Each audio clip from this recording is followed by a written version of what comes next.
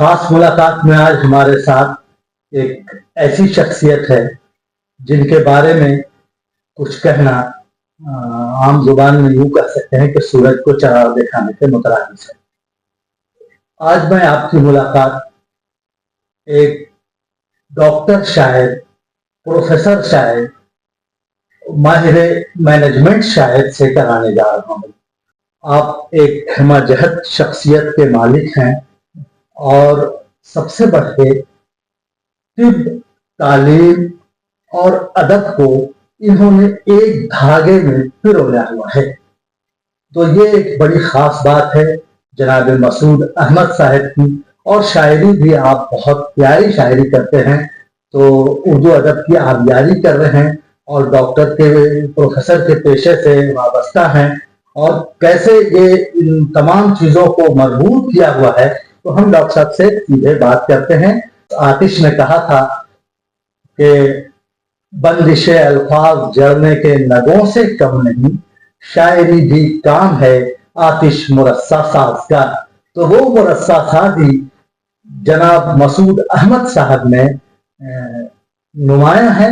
तो हम इनसे बात करते हैं। मसूद साहब, सर, आपसे सबसे पहला सवाल मेरा ये है कि आप इतने सारे काम कैसे करते हैं, और बुनियादी तौर पर सर आप शायर हैं या एडमिनिस्ट्रेटर? मेरी बुनियादी तालीम उर्दू मीडियम से स्टार्ट हुई है। हिंदुस्तान में एक माहौल रहा है कि जो भी आदमी जो छोटी मोटी कामयाबी हासिल करता है लाइफ में अपने प्रोफेशन में, तो अक्सर जो बुनियादी माहौल और बैकग्राउंड है तो उसके ऊपर बात नहीं करता है। और ख़ास तौर से क्या है, जो लोग अदर देन इंग्लिश मीडियम के जो होते हैं तो आमतौर पे लोग झिझकते हैं। मगर मैं फ़ख्र के साथ कहता हूँ कि मेरी जो बुनियादी तालीम 12वीं तक उर्दू मीडियम से हुई। उसके बाद फिर मैंने अंग्रेजी मीडियम से बीकॉम किया जी। फिर उसके बाद MBA, MCOM, MA इकोनॉमिक्स वगैरह, पब्लिक हेल्थ, इस तरीके की पढ़ाई हुई। और मैं तकरीबन मैं समझता हूँ कि 30 साल के वक्फे तक बहैसियत प्रोफेसर ऑफ मैनेजमेंट और हेल्थ केयर मैनेजमेंट पढ़ाता था मैं, बुनियादी तौर पे MBA जी जी जी। उसके बाद MBA related hospital management, health care management के जो प्रोग्राम्स होते हैं जो हिंदुस्तान में नए नए 90 के दहे में निकले थे, तो जब शुरुआत में पढ़ाना शुरू करा था, तो उसके बाद हुआ ये कि क्या है कि पढ़ाने का जो मैनेजमेंट का मामला था, तकरीबन डॉक्टर्स वगैरह को पढ़ाने का चल रहा था। कोर्स होता है MBA in health care management, MBA in hospital management. और इस तरीके से जो मेडिकल कॉलेजेस में भी MD का कोर्स होता है, MD इन हॉस्पिटल एडमिनिस्ट्रेशन। तो ये कोर्सेस में मैं पढ़ाता था। और इसमें खास बात यह है कि दक्कन स्कूल ऑफ मैनेजमेंट, जिसमें MBA और MBA हॉस्पिटल मैनेजमेंट पढ़ाते थे, वहां पर मैं 20 साल प्रिंसिपल था मैं कॉलेज का। हाँ, 91 में मैंने स्टार्ट किया था एज ए असिस्टेंट प्रोफेसर, और 92 में मैंने तरक्की हुई, फिर मैं वाइस प्रिंसिपल बना, और 93 में मैं प्रिंसिपल बना एक पोस्ट ग्रेजुएट कॉलेज के लिए, दक्कन स्कूल ऑफ मैनेजमेंट, जो अफिलिएटेड टू उस्मानिया यूनिवर्सिटी और approved by all India council for technical education, new Delhi. तो उस जमाने में एक मैं समझता हूँ कि कम उम्र प्रिंसिपल था मैं हिंदुस्तान में, वो भी पोस्ट ग्रेजुएशन कॉलेज के लिए। तो एक्चुअली जब पढ़ाने का जो मामला था मैनेजमेंट, MBA में जो लड़के आते हैं वो अदर देन मैनेजमेंट बैकग्राउंड के आते हैं। जैसा अगर कोई आदमी, अगर कोई स्टूडेंट MCOM कर रहा है तो वो BCOM कर आता है। अच्छा। MSc अगर केमिस्ट्री कर रहा है तो BSc केमिस्ट्री से आता है जी। इसी तरीके से होता है, कोई MTech कर रहा है तो वो BTech से आता है। पर MBA एक ऐसी चीज है जहां पर क्या है, कोई भी ग्रेजुएट एडमिशन लेता है, तो वहां पर पढ़ाने में दिक्कत हो रही थी। तो खासतौर से मैं जो हिंदुस्तान का एक नामवर कॉलेज है, इदारा है हैदराबाद में, administrative staff college of India कहते हैं, आस्की हैदराबाद, वहाँ तकरीबन मैं 6 साल पढ़ाया था। तो वहाँ पर जब मैं मैनेजमेंट पढ़ाता था तो लोगों को समझने में मुश्किल होती थी, क्योंकि वो नॉन मैनेजमेंट बैकग्राउंड के होते थे। जी। उसी तरीके से all India institute of medical sciences Delhi में MD हॉस्पिटल एडमिनिस्ट्रेशन को पढ़ाता था। तो वहां पर समझाने के लिए मैं कुछ उर्दू अशार और हिंदी में शायरी इस्तेमाल करता था वहां पर, अच्छा। मौजू के एतबार से। जी। ऐसा नहीं है कि सिर्फ शायरी के लिए सुनाना है, वैसा नहीं, मौजू के एतबार से सुनाता था। तो वहां से हुआ ये कि क्या है, एक माहौल ऐसा जम गया कि लड़के जब वो मैं जो टॉपिक पढ़ाना चाह रहा था वो तो साइड में हो जाता था, कभी ये पोइट्री के ऊपर शायरी के ऊपर ज्यादा बातें होती थी। तो इस तरीके से शुरुआत हुई तकरीबन 20 साल पहले। अच्छा। उसके बाद फिर मैं शायरी में कुछ काम करना शुरू करा, फिर उसके बाद किताबें आए, अब काम चल रहा है। मगर शायरी का मकसद कुछ अलग है कि जिंदगी के जितने भी जो हमारे जो डे टू डे एक्टिविटीज है, तर्ज जिंदगी जो है। जी सर, शायरी में बुनियादी मौज़ूआत आपके क्या है? तर्ज जिंदगी है, मैं काम करता हूँ जैसा कि इंसान के जो मसाइल हैं, और चाहे वो गुर्बत हो जी या सेहत हो, और सब में बड़ा मसला हैदराबाद, हिंदुस्तान और पूरी दुनिया में है वो ह्यूमन रिलेशनशिप के जी ताल्लुकात पे। जो इंसानी रिश्ते हैं वो इंसानी रिश्तों में चैलेंजेस बहुत ज्यादा है, और वो ज्यादा चैलेंजेस वो सिर्फ क्या है, गलत फहमियों की वजह से है। तो अपनी शायरी के जरिए मैंने कुछ लिखने की कोशिश की, जिसमें हिंदुस्तान में एक मसला है, सास बहू का मसला है। तो उसमें कुछ शेर है मेरा कि जो सास है वो तो माना बनी, जो सास है वो तो माना बनी, ना बेटी बनी कोई भी बहू, हर घर में लड़ाई होती है आज ये किस्से घर घर के। वाह। ये है। तो क्या है कि लड़ाई झगड़े का असल मकसद ये है कि जब बहू जाती है ससुराल में तो वो समझती कि मैं बहू हूं। अगर काश वो बहू अगर बेटी की तरह अगर रहती ससुराल में तो मसले हल हो जाते हैं। उसी वजह से सास की भी ये जिम्मेदारी है कि सास सिर्फ सास के माइंडसेट में अगर रह जाएंगे तो वो इंसान नहीं कर सकेंगे। वो सास की जगह एक माँ की तरह बिहेव करना पड़ेगा तो मसले पूरे हल हो जाएंगे। तो उसके लिए ये शेर लिखना पड़ा मुझे। अच्छा। जो सास है वो तो माना बनी, ना बेटी बनी कोई भी बहू, हर घर में लड़ाई होती है आज ये किस्से घर घर के। जी। अब जैसे आपका हमारा बचपन था, बचपन में जो वालिदैन की जो इज्जत थी, जो हम उनकी इज्जत खिदमत वगैरह करते थे, तो एक मेयार था उसका। न्यू जनरेशन में जब पढ़ाई जब बढ़ चुकी है, प्रोफेशनल एजुकेशन आ चुका है, हायर एजुकेशन आ चुका है, तो उसके साथ कुछ खामियां भी आते हैं। तो मुझे ऐसा समझ में आया कि माँ बाप में जितना खिदमत का जज्बा रहता था उस दौर में, हमारे बचपन में, वो कम होते जा रहा है। वैसे तालीम बढ़ जा रही है, माशी हालत भी अच्छी हो जा रही है, और क्या ओहदा भी बढ़ जा रहा है, मगर जो माँ बाप की जो हमारी जो जिम्मेदारी है वो जिम्मेदारी हम पूरी मुकम्मल नहीं कर रहे हैं। तो उस क्या से मुझे शायरी में लिखना पड़ा कि माँ बाप पुराने वक्तों में जो हुक्म चलाते थे घर में, जी, इस दौर में सब कुछ उल्टा है, नौकर वो बने हैं अब घर के। इस तरीके से तो वालिदैन को क्या है मालूम, अब जैसा एनआरआई है, अमेरिका में अगर बच्चे हैं तो माँ बाप को बुलाते हैं। क्यों बुलाते हैं? कोई खिदमत करने मोहब्बत के लिए नहीं बुलाते हैं। जी।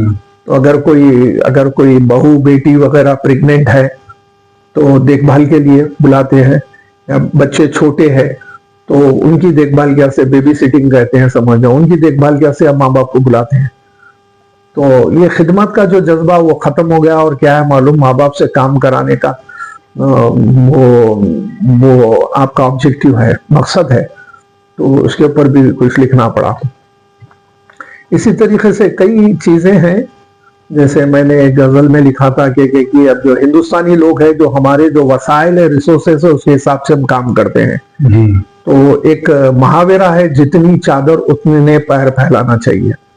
तो मैंने गजल में एक शेर है मेरा कि जो हमको मिली थी किस्मत से वो खद से जरा सी छोटी थी, वाह, इस वास्ते अपने पैरों को बाहर ना निकाला चादर से। तो ये शेर था, समझ जाओ। अच्छा पैगाम। हाँ, तो हमारी जितनी चादर है हम उतनी ही पैर फैलाते हैं। तो हमारे वसाइल जितने हैं तो उसके हिसाब से हमारे एक्टिविटीज होते हैं, समझ जाओ। तो इस तरीके की चीजें पहले भी एक जमाने में शोरा हजरात ये लाते थे, मगर मेरा तो शायरी का मकसद यही रहा कि जो जिंदगी के रोजमर्रा मसाइल है, इंसानी रिश्ते है, सेहत का मामला है, और तो इन चीजों पे क्या है मालूम लिखना चाहिए हम। सर, आप अस्पताल मैनेजमेंट से वाबस्ता हैं जी हूँ। तो अस्पताल मैनेजमेंट, अस्पताल का माहौल, खुसूसी तौर पे अस्पताल का माहौल और शायरी के दरमियान क्या ताल्लुक महसूस करते हैं? देखिए मेरा क्या है, देखिए शायरी के दो पहलू है, एक खुशी का पहलू है, गम का पहलू है। ठीक है, एक जमालियाती शायरी जो होती है, जो आप महबूब से गुफ्तगू कर रहे हैं, महबूब की तारीफ कर रहे हैं, तो वो जमालियाती शायरी है जी। इश्क और माशूका के बारे में। तो मैंने जैसे कहा कि मेरे जो शायरी का जो फोकस है, वो पहलू है, वो है कि वो इंसानी रिश्ते और मसाइल जो हैं, हमारी रोजमर्रा जिंदगी में जो मसाइल हैं, वो मसाइल के ऊपर वो शायरी है।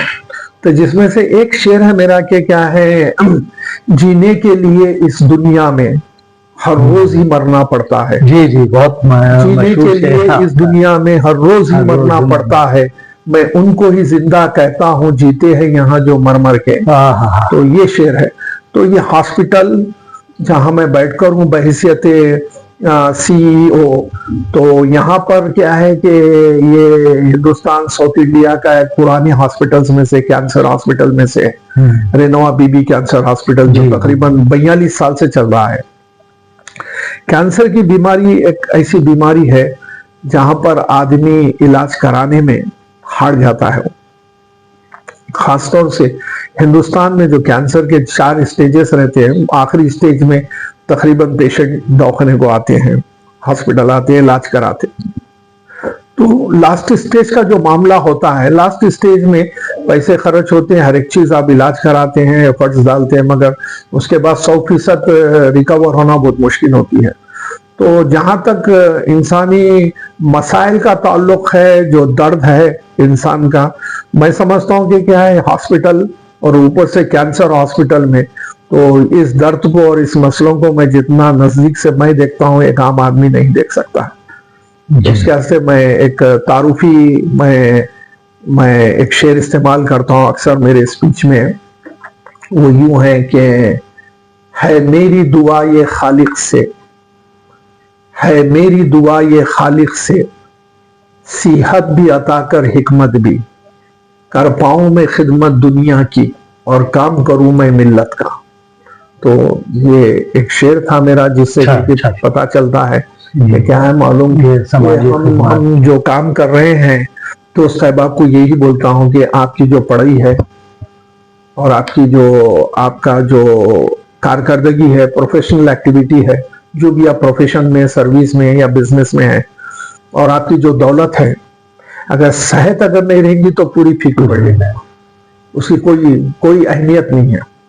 सेहत के सामने सब बेकार है, समझ जाओ। मैं इसके ऊपर लिखा है, बीमार पड़े कुछ दिन तो हम, एहसास हुआ तब सेहत का। जी, बीमार पड़े कुछ दिन तो हम, एहसास हुआ तब सेहत का, जब रब ने अता की सेहत तो एहसास हुआ इस नेमत का। वाह। तो इस तरीके से है ये सेहत की जो अहमियत है, ये खोने के बाद पता चलती है। जब तक अच्छी रहती है उसकी अहमियत नहीं मालूम होती, समझ जाओ। जब एक आदमी से कहा जाता है कि आप डायबिटिक पेशेंट है, आप कार्डियक पेशेंट है या कैंसर के पेशेंट है, तो जब आपको सेहत की अहमियत मालूम होती है, समझ जी। वरना क्या है मालूम, जब तक आपको अहमियत नहीं मालूम होती है। तो आपकी स्पीच में एक सुन रहा था, जो तकरीर में आपने NRIs की जो समिट थी, उसमें वो वाकया सुनाया था आपने हेल्थ के ताल्लुक से। वही है क्या है, और मैं अक्सर कहता हूँ कि क्या है मालूम, सेहत जो मर्ज जो है, बीमारी जो है, अक्सर मैं इस्तेमाल करता हूँ वर्ड एक क्या है, बहुत ही सेक्युलर, इम्पार्शियल है, रैशनल है। जी, तो वो कोई आपके मजहब को नहीं देखती, आपके ओहदे को नहीं देखती, तालीम को नहीं देखती, पोजीशन को नहीं देखती, आप क्या है आप नहीं देखती आप। तो क्या है मालूम कि आप मेडिकल साइंसेस में दो चीजें होते हैं, क्यूरेटिव केयर बोलकर होते हैं। उसमें होता ये कि एक आदमी बीमार होता है और इलाज कराने डॉक्टर और हॉस्पिटल को जाता है, क्यूरेटिव केयर, और एक होता है प्रिवेंटिव केयर। हम हमारी तर्ज जिंदगी को, रोजमर्रा जो लाइफ स्टाइल है उसको इस तरीके से रखना चाहिए कि क्या है कि वो कम से कम बीमारियों में मुब्तला हो। तो ये प्रिवेंटिव केयर, तो प्रिवेंटिव केयर पे ज्यादा काम है मेरा। हाँ, preventive diabetes, preventive cardiology, preventive oncology, तो ये चीजें क्या है मालूम, इस पे ज्यादा काम है मेरा। तो लेकिन अब ये कि इन सब के दरमियान शायरी से रब्त रखना ये बड़ी बात है, और ये आप कैसे रख पाते हैं? एक जुमले में अगर देखिए शायर का जो लिखने का मामला होता है उसको तखय्युल कहते हैं, ख्याल। तो शायर जो लिखने का जो सोर्स होता है, पहला उसके मुताले पे होता है, और दूसरा उसके तजुर्बे पे होता है, और तीसरा मुशाहिदे पे होता है। तो हम इसको अंग्रेजी में कहते हैं कि आपका जो एजुकेशन जो है वो है, और आपका जो एक्सपीरियंस है, और आपका ऑब्जर्वेशन है। अब क्योंकि मैं बहैसियत प्रोफेसर हूँ मैनेजमेंट में और हेल्थ केयर में जी, तो वहां पर मेरा मुताला भी है, तजुर्बा भी है बीमारियों, सेहत और इलाज के बारे में, और इसके अलावा और मेरा मुशाहिदा भी है, हर एक चीज मैं देखते रहता हूं मैं, तो लिखने में बहुत आसान हो जाती है जी। तो आम जबान में मैं जब पहले शुरू लिखना शुरू करा तो मैं लिखा था कि परेशान जो जिंदगानी है मेरे अपनों की मेहरबानी है। वाह। तो आमतौर पे जो इंसान जो परेशान हाल है वो आमतौर पे अपने खुद के लोगों से होता है, वो समझ जाओ, बाहर के लोगों से नहीं होता है। जी जी। तो मैंने लिखा था वही, ये परेशान जो जिंदगानी है मेरे अपनों की मेहरबानी है जी। जिंदगी की यही कहानी है, जो भी दुनिया में है वो फानी है। वाह। तो इस तरीके से चीजें थे। तो मुशाहिदा बहुत आम था। और कभी एक जगह, एक फोरम में मैं कुछ पढ़ा रहा था, उसका मैं तकाबुल कर रहा था, कंपैरिजन स्टोन एज और मॉडर्न एज के बारे में। आज से 5000 10,000 साल पहले स्टोन एज था, जमाने संग, हर एक चीज पत्थर की थी, जब मेटल वगैरह नहीं था, समझ जाओ। अब मॉडर्न एज है, अब एआई वगैरह के बारे में हम बात कर रहे हैं, समझ जाओ। तो वहां पर मैं देखा कि क्या है मालूम, क्या तकाबुल कर सकते हैं हम, क्या कंपैरिजन। तो एक शेर है जो मुझे भी पसंद है और लोग भी पसंद करते हैं। मैंने लिखा था कि तारीख हजारों सालों में बस इतनी सी थोड़ी बदली है, तारीख हजारों सालों में बस इतनी सी थोड़ी बदली है, तब दौर था पत्थर का लोगो, अब लोग हैं सारे पत्थर के। वाह वाह, बहुत। अब दौर था पत्थर का लोगो, अब लोग हैं सारे पत्थर के। तो ये एक कंपैरिजन है स्टोन एज में और क्या है मॉडर्न एज में। सर, बात तो आपसे पहरों की जा सकती है और इतना काम है आपका। आखिर में आप एक नौजवानों के लिए क्या पैगाम देना चाहेंगे और नई नस्ल को? देखिए, नौजवानों का क्या है कि मैं 2-3 चीजें देख रहा हूँ। एक क्या है, लैक ऑफ फोकस है। वो एट ए टाइम, आप जैसा आप पूछे कि आप प्रोफेसर होते हुए, हॉस्पिटल के एडमिनिस्ट्रेटर होते हुए ये वगैरह इतनी चीजें कैसा कर सकते हैं जी। ये अपनी अपनी मेहनत की बुनियाद के ऊपर है ये सब चीजें। ये कॉन्सेप्ट को कहते हैं मल्टी स्किल्स का। ये मल्टी स्किल्स की बात मैं जब कर रहा हूँ, जब मैं जिंदगी के 3 दहाके मैं खर्च कर चुका हूँ। मैं अब आज के दौर में मैं मल्टी स्किल्स में बात कर सकता हूँ। मगर जब बच्चा अपना करियर स्टार्ट करता है तो कोई 1-2 चीजों पे फोकस करना चाहिए।